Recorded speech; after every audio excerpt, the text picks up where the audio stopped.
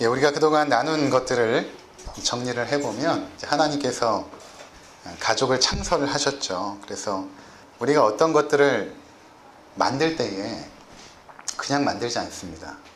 계획을 하고 또 그 목표를 설정을 하고 그것에 가장 맞는 것들을 만들게 되죠. 마찬가지로 하나님께서 가정을 이 땅 가운데 창설하셨을 때는 하나님의 분명한 목적이 있었고 또 그 목적을 달성하기 위한 그런 계획들을 가지고 있었습니다. 그리고 하나님은 그 세우신 그 모든 것들이 아름답고 또 하나님 보시기에 좋게끔 돌아가도록 질서를 부여하시거든요. 그래서 세상의 모든 그 천지 만물을 잘 보면 하나님이 창조하실 때에 그 목적이 있었고 거기에는 질서가 부여되어 있음을 보게 되죠. 그 질서가 조금이라도 어그러지거나 흐트러지면 여러 가지 문제들이 양상이 되는 것입니다. 마찬가지로 가정에도 하나님께서 질서를 심어 놓으셨는데 이것이 흔들리거나 깨어지면 가정의 위기가 찾아오는 것입니다. 이 땅에 죄가 들어오게 된 것도 어떻게 보면 하나님의 질서를 인간이 깨뜨린 것이죠. 하나님을 예배하고 경배하고 순종하고 하나님 우리에게 은혜를 내려주시는 것이 하나님이 세우신 질서인데 인간이 스스로 하나님의 자리에 오르려고 했을 때에 바로 인간 사회에 그 죄의 험악한 역사들이 펼쳐지게 되었던 것입니다. 하나님께서는 이제 가정을 창설하시고 남자와 여자는 부모를 떠나야 된다라고 말씀을 하셨습니다. 그리고 두 사람은 하나가 되어서 연합되어져야 된다라고 말씀하십니다. 그리고 둘 사이에 맺은 그 언약을 너희가 신실하게 죽는 날까지 지켜야 된다라고 말씀을 하셨죠. 그리고 하나님은 자녀를 생산하게 하셨습니다. 그래서 그 자녀들은 부모를 공경해야 마땅한 것이죠. 그것이 이제 법인 것입니다. 질서인 것입니다. 부모를 하나님의 대리자로 알아 하나님의 대리자인 부모에게 순종하는 것이 마땅한 것이고 또 부모는 하나님의 대리자의 역할을 감당해야 되는 것이죠. 그래서 자신의 뜻과 계획으로 양육하는 것이 아니라 주의 교양과 훈계로 자녀들을 잘 양육하는 것이 부모의 역할이라는 것을 우리가 그동안 살펴보았습니다. 자, 그렇다면 우리의 가정이 얼마만큼 이러한 성경적인 질서에 가까워 있는가를 살펴보아야 되는 것입니다. 사실 오늘날 많은 가정들이 이러한 질서에서 멀어져 있습니다. 그 결과 깨어지고 상처 있는 일들이 많아지고 있는 것입니다. 오늘 우리가 함께 나누게 될 그 말씀의 주제는 이런 것입니다. 왜 우리의 가정들이 이렇게 하나님의 질서로부터 벗어나서 깨어지고 상처 입는 일들을 겪게 되는 것인가? 그 원인이 과연 어디에 있는가? 그리고 그 결과로 우리는 어떠한 또 상처들을 끌어안고 살아갈 수밖에 없는가? 이런 부분들을 우리가 함께 나누게 될 것입니다. 그리고 그것에 대한 올바른 해결책이 무엇인지를 살펴보도록 하겠습니다. 먼저 왜 우리의 가정이 깨어지고 상처 없는 일들이 일어나는 것일까요? 그것은 다른 것이 아니라 바로 내 자신의 죄 때문에 그런 것입니다. 내 자신의 연약하고 부족한 그 죄 때문에, 자기 중심적인 그 죄 때문에 그런 것입니다. 창세기 3장에 보면 아담과 하와가 하나님의 말씀에 불순종한 결과 죄가 이 땅에 들어왔습니다. 그 죄의 결과 중에 여러 가지가 있지만 가장 첫 번째는 하나님과의 관계가 깨어져 버리죠. 그러자 수평적인 인간 간의 관계도 깨어져 버립니다. 이게 이제 어떻게 나타나냐 하면 창세기 3장 16절을 우리가 함께 살펴보도록 하겠습니다.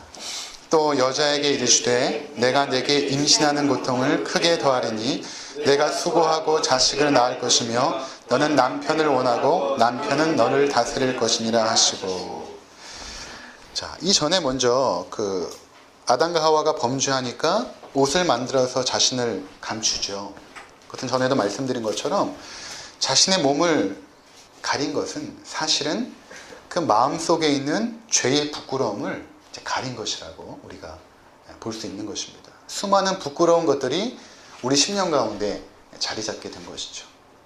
뿐만 아니라 어떠한 결과가 생겼냐면 여기 보니까 하나님께서 여자에게 내리신 그 심판인데 내가 수고하고 자식을 낳을 것이며 너는 남편을 원하고 남편은 너를 다스릴 것이니라 이렇게 말하고 있습니다.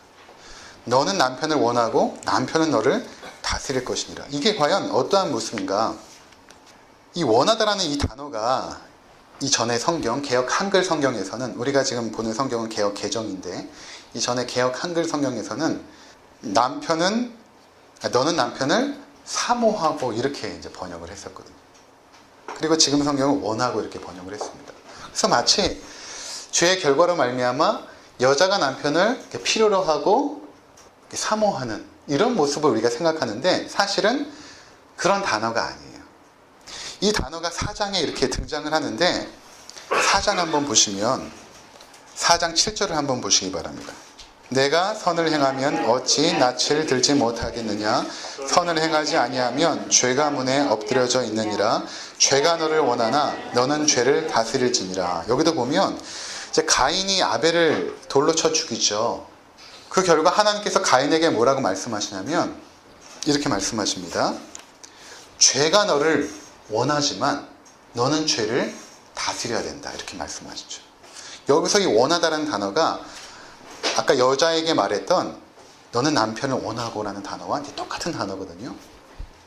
어떠한 상태냐면 가인이 아벨을 쳐 죽인 결과 가인 가운데 어떠한 모습이 나타나는가 하면 죄가 계속해서 가인에게 달려드는 죄가 가인을 장악하려고 계속해서 달려드는 상태를 원하다라고 표현을 한 것입니다. 즉 여자가 남편을 원한다라는 것은 아내가 남편을 원한다라는 것은 남편이 아내를 장악하기 위해서 계속해서 달려드는 상태를 의미하는 것입니다. 그때 남편은 아내를 또 다스리려고 한다는 것입니다. 이해가 되시죠?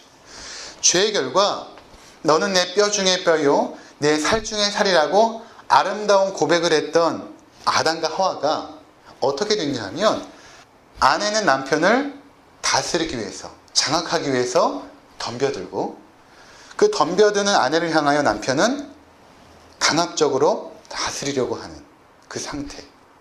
이것이 바로 죄의 결과 우리 가운데 생겨났다는 것입니다.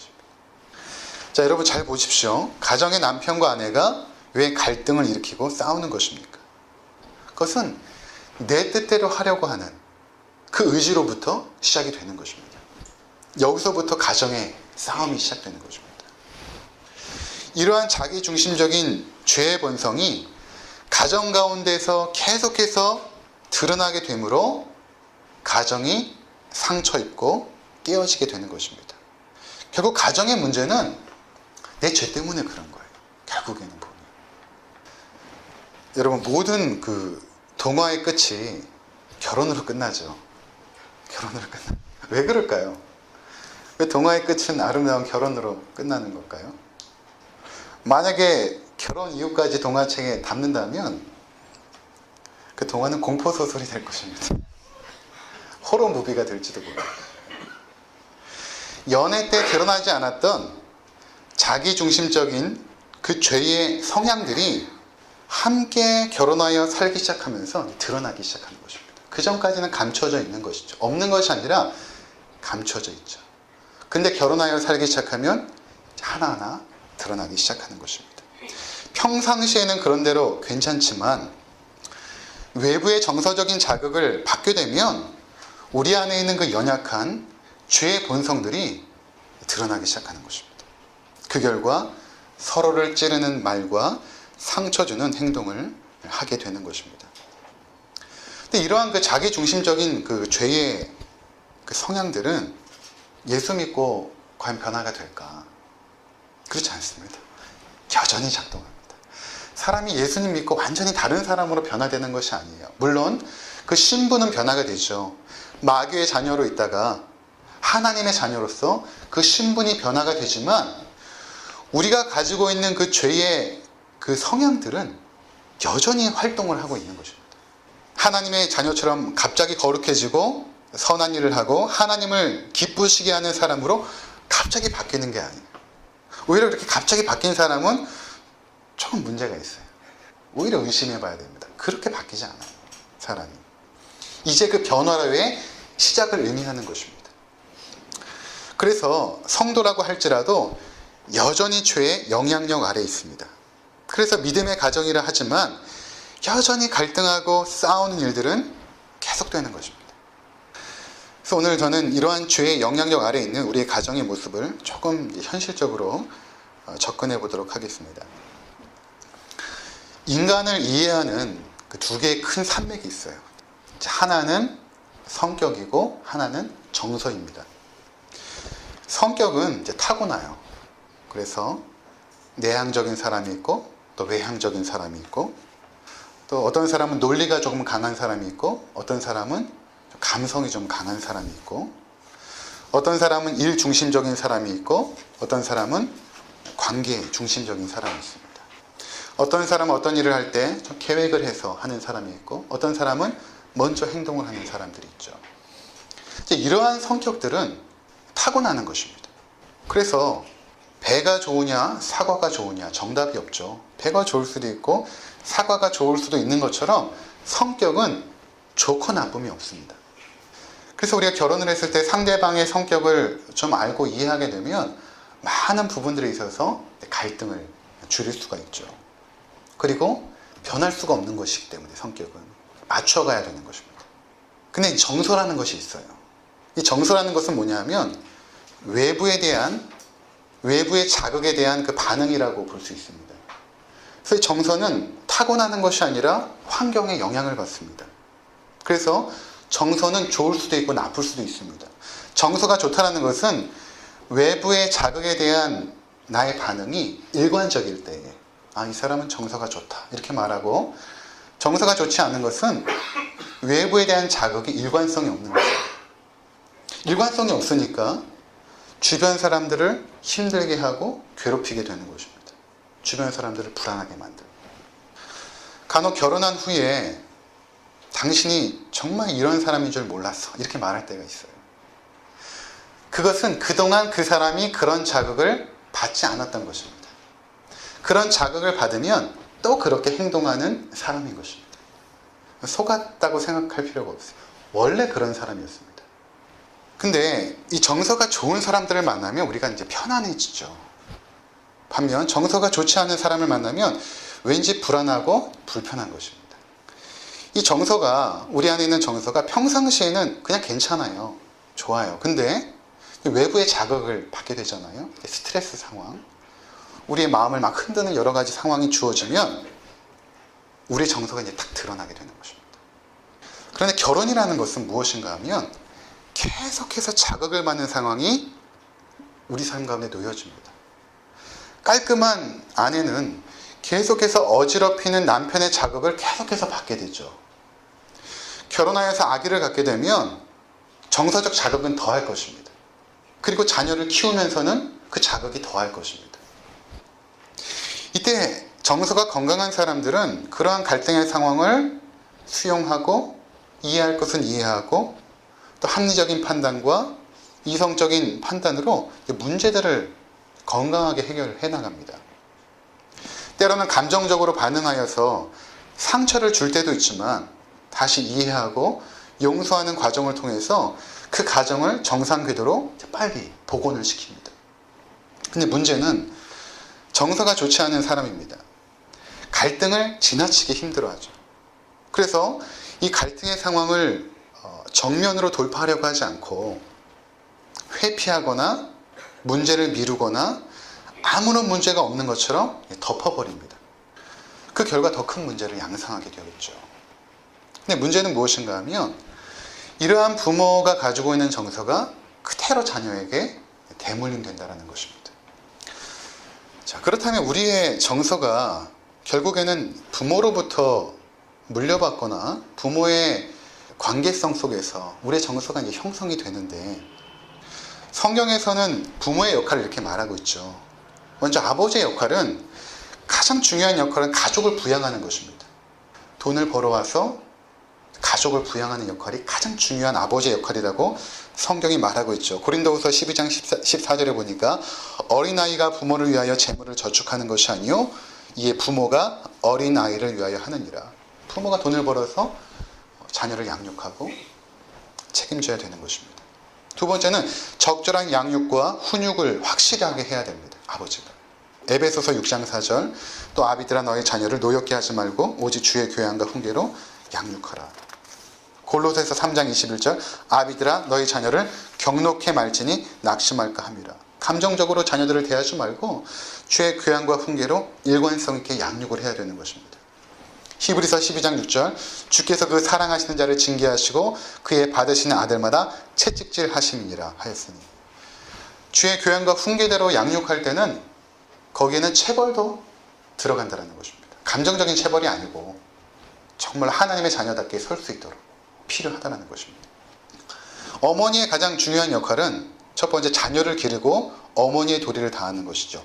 디모데전서 2장 15절 그러나 여자들이 만일 정절로서 믿음과 사랑과 거룩함에 거하면 그 해산함으로 구원을 얻으리라. 여기서 구원이라는 것은 하나님 나라의 삶을 말하는 것인데 여자들이 정절로서 믿음과 사랑과 거룩함에 거하면서 자녀를 낳아 키울 때에 그 가정 가운데 아름다운 하나님의 나라가 임한다는 것입니다. 두 번째는 집을 다스리는 것입니다. 어머니의 역할. 디모데전서 5장 14절 그러므로 젊은이는 시집가서 아이를 낳고 집을 다스리고 대적에게 회방할 기회를 조금도 주지 말기를 원하노라. 그러니까 어머니의 중요한 역할은 자녀를 낳아서 키우면서 집을 화평으로 이렇게 잘 다스리는 역할이 가장 중요한 거예요. 오늘날 현대사회가 되면서 여성들이 마치 자아 실현을 위해서 외부적인 활동과 돈을 버는 것이 마치 굉장히 멋있는 여성처럼 포장이 되어지지만 사실은 성경적이지 않은 것입니다. 여성의 가장 중요한 역할은 남편을 섬기고 이것이 가장 중요한 역할이라고 성경이 말하고 있죠. 근데 이러한 가정의 성경적인 가장 기본적인 역할들을 하지 못하게 되면 어떤 현상이 생기냐면 엮이는 가정이 생기는 것입니다. 엮이는 가정이란 아버지가 아버지로서의 역할을 못하고 어머니가 어머니로서의 역할을 하지 못하는 가정을 의미합니다. 그 결과 자녀들이 어릴 적에 채워야 될 그 정서적인 그 체험들, 사랑을 통해서 돌봄을 통해서 채워야 될 정서적인 체험을 못 받고 자라게 되는 것입니다.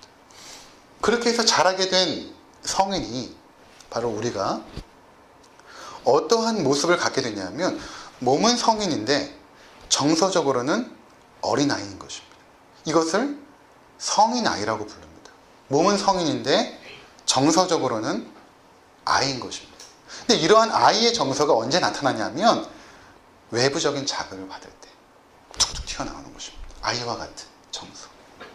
이들은 성인의 삶에 적응하지 못하고 관계 속에서 상처를 입히기도 하고 상처를 많이 받기도 하고 또는 어떠한 관계들을 파괴시키는 일들을 반복적으로 하게 됩니다.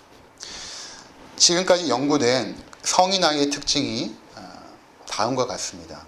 제가 이제 이것을 쭉 써놓은 이유는 우리 모습을 한번 이제 돌아봤으면 좋겠어요. 저도 대학원 때 상담학을 배우면서 이제 이 부분을 이제 공부를 했거든요.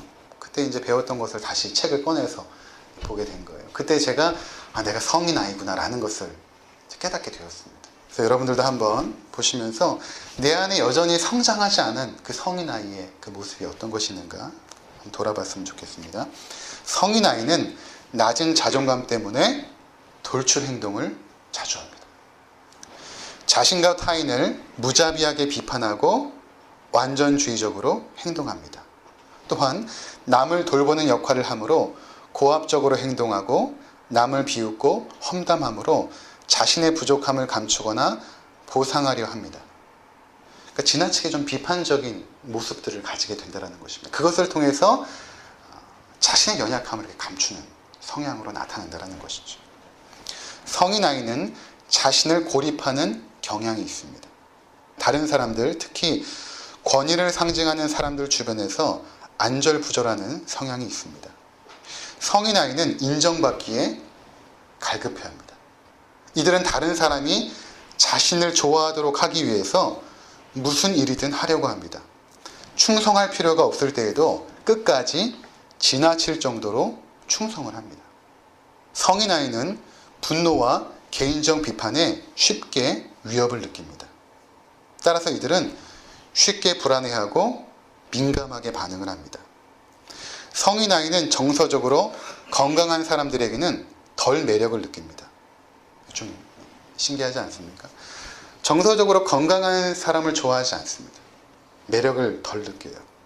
오히려 습관적으로 중독적, 충동적인 사람들과 관계를 맺는 쪽을 택합니다. 이들은 희생자로 생활하면서 사랑과 우정 관계에서 다른 희생자에게 끌립니다. 또한 사랑과 동정을 혼돈에 구조할 수 있는 불쌍한 처지에 있는 사람을 사랑합니다. 그러니까 성인 아이들은 건강한 것이 무엇인지 또는 정상적인 것이 무엇인지를 몰라요. 왜냐하면 정상적인 가정에서 생활하지 못했기 때문에. 그래서 정상적인 사람을 만나면 불편해하고 오히려 자기와 같이 가정에서 희생당하고 또는 성숙한 역할을 어릴 적부터 부모의 케어를 받아야 되는데 오히려 부모의 역할을 맡아서 부모를 돌보아야 했던 아이가 이제 성인 아이가 되는데 그러다 보니까 사랑과 동정을 혼돈하는 것이죠. 그래서 오히려 불쌍한 사람을 사랑이라고 생각하여서 결혼하는 경우가 있다는 것입니다. 성인 아이는 지나치게 책임감이 있거나 지나치게 무책임합니다. 이들은 다른 사람의 문제를 해결해 주려고 하거나 다른 사람이 자신을 위해서 책임져 주기를 기대합니다. 굉장히 의존적인 사람이 된다는 것입니다. 성인 아이는 스스로를 주장하거나 소신 있게 행동할 때 죄책감을 느낍니다. 이들은 자신을 돌보는 대신 다른 사람이나 욕구나 견해에 따릅니다. 그러니까 자기의 삶을 살진 않아요. 내가 원하는 삶을 살지 않고 주변 사람들이 원하는 삶을 살아가는 것이죠. 왜냐하면 그렇게 살아가면 가족이 편안했으니까. 어릴 적에 폭행을 하고 술을 먹고 떠드는 그 아버지 앞에서 내 삶을 죽이고 내 욕망을 죽이고 부모님이 원하는 삶을 살아갈 때에 우리 가족이 편안했기 때문에 한 번도 자기가 원하는 인생을 살아보지 못한 거예요. 성인이 되어서도 자기를 위해서 살지 않고 지나치게 주변 사람들의 시선을 의식하여서 살아가게 되는 것입니다. 성인 아이는 감정을 표현하는 능력을 상실합니다. 왜냐하면 어릴 적부터 자기의 감정을 표현하는 것은 가정을 더 불안에 빠뜨리는 요인이 되었기 때문에 그것에 이제 습관이 되어져 버린 것이죠. 이는 어린 시절에 받았던 충격으로 말미암아 감정을 부인하거나 축소하거나 억압시킵니다. 성인 아이는 거절이나 버림받는 것을 두려워하는 의존적인 인격입니다. 따라서 이들은 자신에게 해로운 직업이나 관계 속에 그대로 머무는 성향이 있습니다. 아닌 걸 아는데도 그냥 그곳에 그냥 계속 머무는 거예요. 왜냐하면 거절에 대한 그 상처가 너무 크기 때문에 거절받지 않기 위해서 계속적으로 그 관계 속에 들어가 버리는 것입니다. 성인 아이는 친근한 관계에 어려움을 겪습니다. 불안정하게 느끼고 다른 사람을 신뢰하지 못합니다. 분명한 경계가 없어서 다른 사람의 감정과 필요로부터 자신을 개별화시키지 못합니다. 성인 아이는 즉각적인 행동을 하지 못하며 시작부터 끝까지 어떤 일을 따라가는데 어려움을 겪습니다. 성인 아이는 매사에 통제에 대한 강력한 필요를 느낍니다. 성인 아이는 아무런 대안이나 대책 없이 가능한 결과들에 대해 고려해 보지도 않고 행동합니다. 충동적으로 이제 행동을 한다는 거예요. 이런 충동은 혼돈과 자기 혐오를 가져오며 자신이 처한 환경을 통제하지 못하게 만듭니다. 더욱이 이러한 행동으로 말미암아 사태를 수습하기 위해 과도한 힘을 소비하게 합니다. 쉽게 이제 결정해버리고 쉽게 행동하고 나중에 그 뒷감당하기 위해서 너무 에너지를 많이 소비하게 된다는 것입니다. 이것은 이제 제가 공부하면서 내가 성인 아이구나 알게 되었어요. 여러분들은 어떠십니까? 이러한 성인 아이로 장성한 우리가 결혼해서 살고 있는 거예요. 그때 평상시엔 괜찮지만 스트레스가 우리 가운데 올 때, 가정 가운데 재정적인 어려움이나 또 외부로부터 우리 가정을 흔드는 그런 스트레스가 있지 않겠습니까? 그렇게 되면 우리 어린아이의 모습이 툭툭 튀어나오는 것입니다. 자, 그렇다면 그리스도인들의 가정에서 이러한 문제들을 어떻게 대해야 하고 또 우리가 어떻게 처리해야 되겠습니까? 바로 오늘 본문이 우리에게 말하는 것은 무엇인가 하면 가족을 돌보라는 것입니다.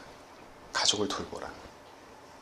그러니까 사랑하는 아내, 남편, 자녀들을 어떠한 관점에서 봐야 되냐면 돌봐야 될 대상, 나의 도움이 필요하고 그 허물을 덮어줘야 되고 연약함을 감싸줘야 될 대상으로 보고 돌보라는 것입니다.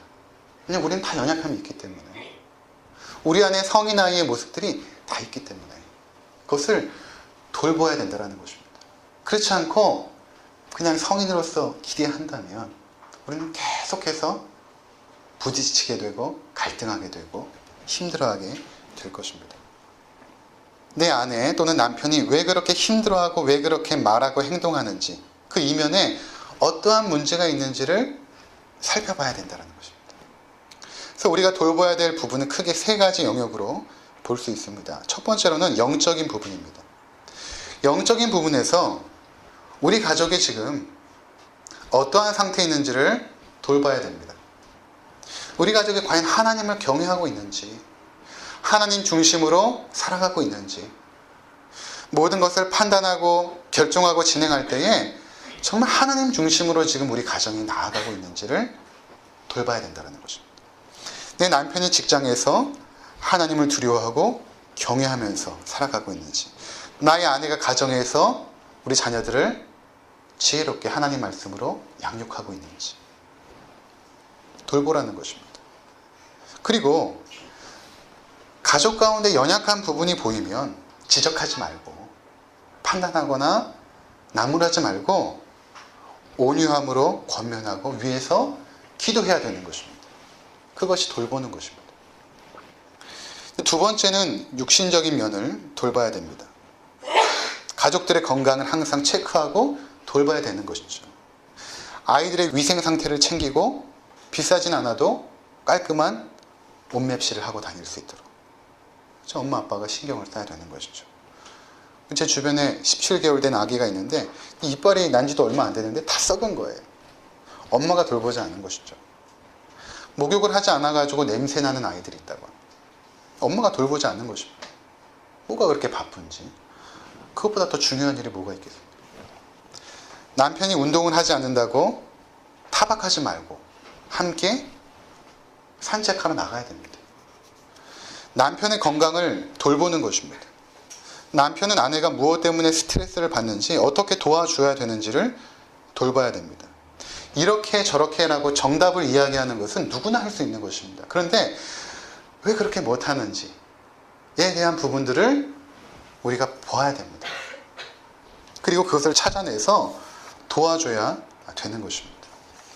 연로한 부모님들의 건강을 돌보는 것은 자녀로서 마땅한 것이죠.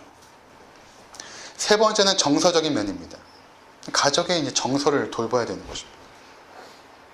자, 아내가 왜 힘들어하는지를 봐야죠.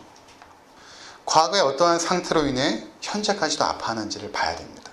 그러니까 우리가 상대방하고 결혼한 순간에 우리는 현재 그 사람과 결혼한 게 아니라 과거 속에서 형성된 그 사람과 결혼한 것이기 때문에 그 사람이 인생 전체와 연합되어진 것입니다. 이것을 잘 이해해야 되는 것입니다. 그 사람이 나이가 30이라면 현재 30의 그 사람과 결혼한 것이 아니라 그 과거의 인생 가운데 형성된 그 사람과 결혼을 한 것이에요. 그래서 그 사람은 과거에 받았던 모든 상처와 아픔 가운데 현재 그 모습을 갖게 된 것입니다. 그래서 그 현재의 모습을 지적하고 나무라는 것이 아니라 왜 그 모습이 되었는지 그 사람의 역사를 이해하고 알아가는 과정이 굉장히 필요한 것입니다. 남편과 아내는 세상의 그 어떤 관계보다 가장 친밀한 그 친구의 관계입니다. 험악한 인생길을 함께 걸어가는 동반자입니다. 나의 연약함과 허물을 다 알고 있는 것이 나의 배우자입니다. 그래서 그것을 탓하지 말고 이해하려는 노력이 필요한 것입니다. 어떠한 인생을 살아왔는지, 그 속에서 어떠한 어려움을 겪었는지를 이해하고 공감하는 자세가 필요한 것입니다. 그리고 그 속에서 따뜻한 격려와 위로의 한마디가 상처를 치유하고 그 사람을 세우게 되는 것입니다. 이해하지 못하고 공감하지 못하고 아무리 말을 해도 변화되지 않아요.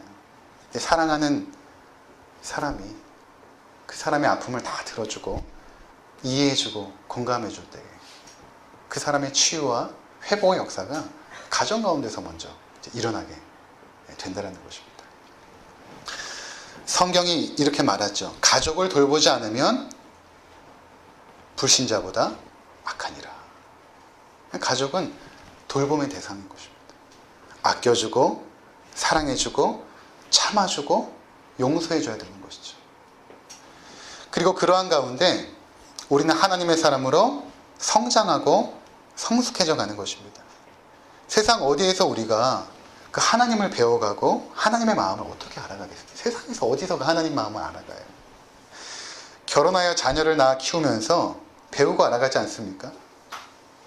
부모님들의 기도가 가장 강하고 절박해질 때가 자녀를 위해서 기도할 때, 눈물로 기도해요. 자녀를 위해서 기도할 때. 우리가 가족을 돌볼 때에 자기 중심적인 죄의 성향에서 조금씩 벗어나서 조금씩 성화되어져 가는 것입니다. 거룩해져 가는 거예요. 돌보면서. 정말 변할 것 같지 않은 남편, 아내, 그리고 자녀들을 위해서 눈물로 기도하면서 우리를 한없이 참아주시고 우리를 한없이 용서해 주시고 사랑해 주시는 그 주님의 사랑이 무엇인지를 우리는 배워가게 되는 것입니다. 그 추상적이고 관념적으로 다가왔던 그리스도의 사랑이 가족을 돌보는 가운데 우리 심령 가운데 경험되어지는 것입니다. 그리고 그러한 경험은 우리를 주님 닮은 그러한 모습으로 조금씩 변화되어져 가는 것입니다. 바라기는 사랑하는 우리 모든 성도들이 자녀를 돌보면서 그들의 육신적인 것, 영적인 것, 정서적인 것들을 우리가 돌보면서 그리고 그 사람의 삶을 이해하고 아껴주고 보듬어 주면서 우리 가정에서부터 하나님의 나라를 일구어 가시는 복된 가정이 되시기를 주의 이름으로